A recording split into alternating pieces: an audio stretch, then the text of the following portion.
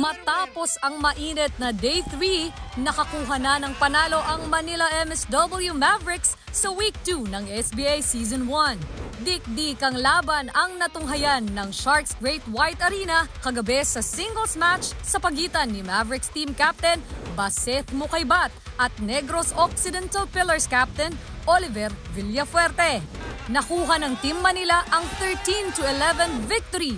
Pero halos dumaan muna sila sa karayom bago manalo. Neck and neck ang naging laban at umabot pa sa punto na nagawang maitabla ng Team Negros ang score sa All-10.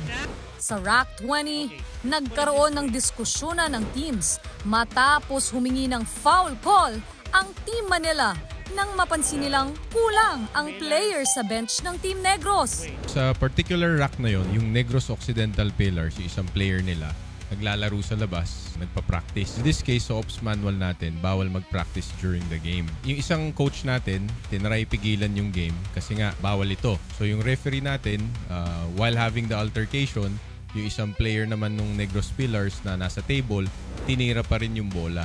So naghumatol yung referee natin na foul dahil ito ay unsportsmanlike conduct. Sa ganong sitwasyon, dapat warning lang talaga siya. Pero since tinira nung player yung susunod na bola, hinatulan ng referee ng foul.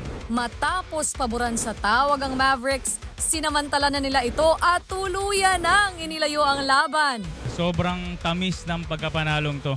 Nagtala si Mukaybat ng 86% overall rating sa kanyang unang singles win. Andun na yung pressure ko dahil sabi ko, pag ito matalo pa ako, parang mawawala na ng pag-asa yung team. Pero sabi ko sa sarili ko, ilalaban ko to kahit anong mangyari para sa team.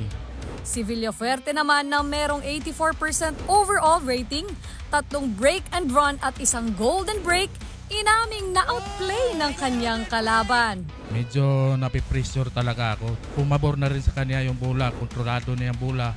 Kaya yun, natalo ako. May 3 points na ngayon ang Team Manila, pero lamang pa rin ang Team Negros. Ganun pa man, kumpiyansa si Mavericks head coach Dennis Po na magbabago na ang takbo ng serye. Nakrak na namin yung blueprint kung paano talunin ang Negros Pillars at eto na yon, sa amin na yung susunod na 2 araw. Tsak yun. Ngayong gabi, balik na sa doubles match ang paglalabanan ng dalawang kupunan.